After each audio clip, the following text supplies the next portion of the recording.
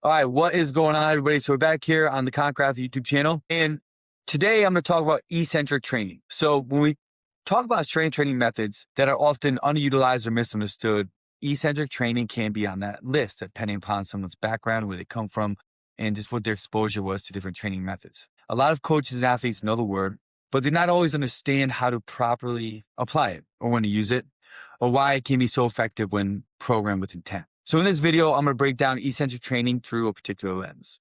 I want to talk about what it is, how to do it, when to use it, why it matters, but also how it can go wrong, because we need to be able to address that as well. And I'm going to give you some insight into how I personally like to do it. So first, let's define it. So eccentric training refers to the lowering, yielding, or lengthening phase of a movement under tension. So if you think about a squat, the eccentric portion is the descent. In a pull-up, it's a lowering down. In the RDL, it's a phase where you're controlling the hinge as the hamstrings lengthen under load. This is different from the concentric phase where you're overcoming a load and shortening the muscle, and different from the isometric phase where you're holding a position without movement. The eccentric phase is important because it creates a massive amount of mechanical tension. It gives us a chance to slow things down, own positions, improve control, increase time under tension, and place a very meaningful stimulus on tissue and muscle. And that is one of the first reasons why eccentric work matters so much. It gives us access to control.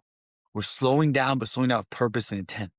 A lot of athletes can move, but they cannot always control the movement. They often will rush into positions, bounce through ranges, or rely on momentum. Eccentric works on slowing the movement down. It teaches them how to own the pattern. It gives the athlete time to feel where they are in space, maintain positions, organize posture, and learn how to create tension throughout the movement, right? And that's huge from both a performance and coaching standpoint, because if the athlete cannot control the movement, they usually do not truly own the movement. Think about that one.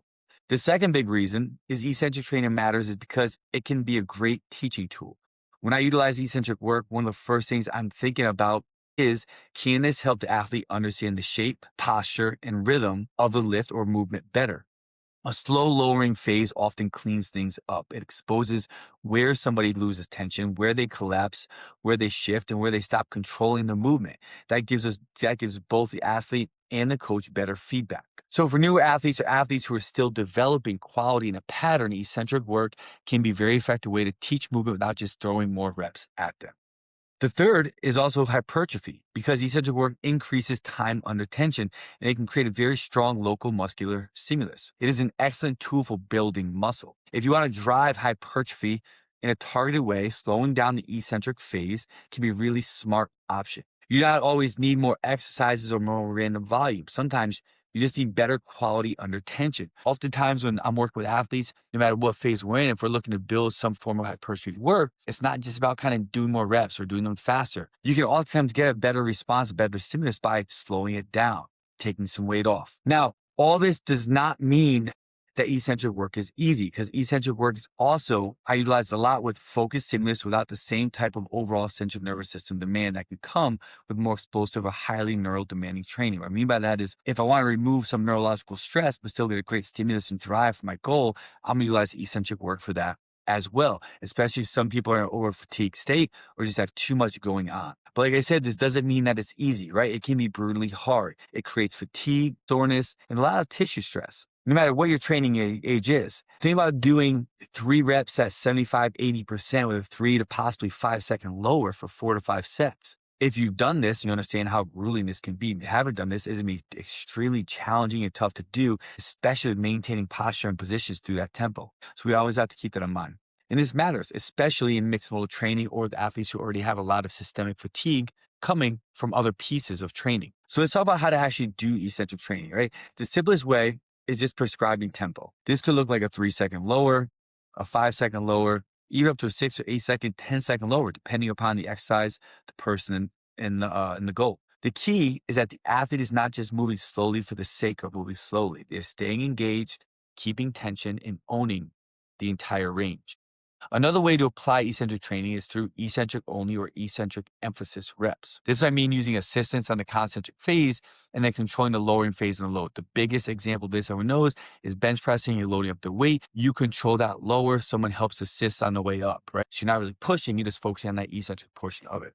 You can also apply eccentric intent in accessory work by simply emphasizing the lowering phase without needing to make the entire session revolve around it.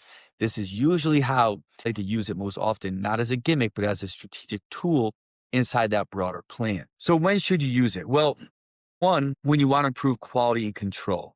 Two, when you want to teach the athlete to feel and own the pattern. Three, when you want to build hypertrophy or local muscular or local tissue capacity.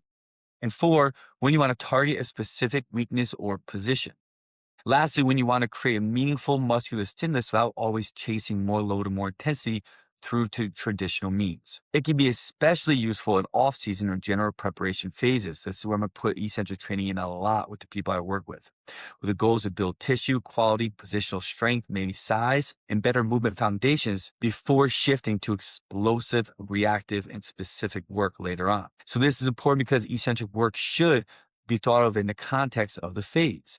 This is where a lot of people get it wrong. Eccentric training is useful, but it's not something you just throw in all the time without context, which is very important. You can't just put it in to do it. You want to have an overall plan and goal while you're doing it. Otherwise, you can create a lot of soreness, a lot of residual fatigue, and a lot of tissue damage, right? And that's one of the biggest downsides. Eccentric work has a high recovery cost, especially if the athlete's not used to it.